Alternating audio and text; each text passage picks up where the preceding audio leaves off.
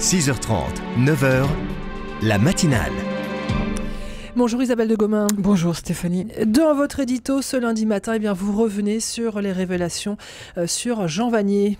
Oui, de fait, samedi, les révélations des relations sexuelles sous emprise pour le fondateur de l'Arche, Jean Vanier, a provoqué évidemment une grande tristesse chez moi, mais m'a rappelé de souvenirs très précis en mémoire. Le premier professionnel, à la Croix, il y a quelques années, on voulait faire une grande enquête pour trouver, disait-on, les, je cite, nouveaux abbés Pierre, Sœur Emmanuel et Jean Vanier de l'Église du XXIe siècle. Nous cherchions des héros catholiques à même de nous inspirer. Et puis un second souvenir plus personnel, la première rencontre avec Jean Vanier. Nous étions un petit groupe à Trolly, le lieu de la fondation de l'Arche. Il y avait une discussion très libre où Jean Vanier, incroyablement profond, m'avait effectivement beaucoup marqué. En sortant de la pièce, je me souviens très précisément m'être dit « j'ai rencontré un saint ». Alors je me garderai bien ce matin de rentrer dans la complexité d'une personnalité clivée, semble-t-il, comme celle de Jean Vanier, dont j'ignore à peu près tout. En revanche, c'est l'occasion de s'interroger sur notre propre penchant catholique, de toujours vouloir chercher des personnages extraordinaires, des héros, des saints vivants, comme si c'était un gage de la vérité de notre foi. Comme si le besoin de croire en des personnages en contact direct avec Dieu était plus fort que de croire en Dieu lui-même.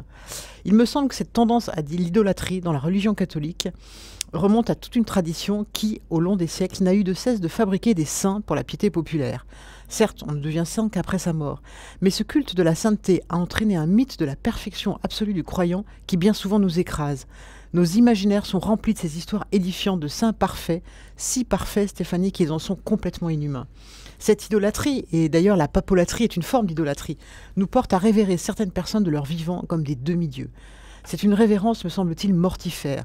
Pour nous d'abord, car nous abandonnons notre liberté au fondement de notre foi. Mais surtout pour ces soi-disant héros, enfermés dans un rôle dont ils peinent à se départir.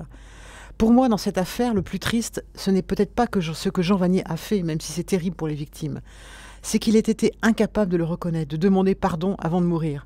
Et que si l'Arche a eu vraiment le courage d'entreprendre ce travail de vérité, elle ne l'a quand même pas fait de son vivant. Comme si, là encore, il avait fallu préserver une statue indéboulonnable. Pécheurs, franchement, nous le sommes tous, on le sait bien. Mais c'est dans notre capacité à reconnaître, accepter nos erreurs que se joue la vérité. Après tout, Stéphanie, il ne faut jamais oublier que l'Église a été fondée, non par des surhommes, mais par un menteur et un criminel. Le menteur, c'est Pierre, le criminel, c'est Paul. Mais l'un comme l'autre ont reconnu leur faute et demandé pardon. Et ça fait toute la différence. Merci beaucoup Isabelle de Gomin. Dossier complet sur Jean Vanier à retrouver sur rcf.fr. Et puis je vous renvoie aussi à la lecture de La Croix à l'Hebdo, dont vous êtes la rédactrice en chef Isabelle, avec ce dossier passionnant. Madame la maire face au communautarisme.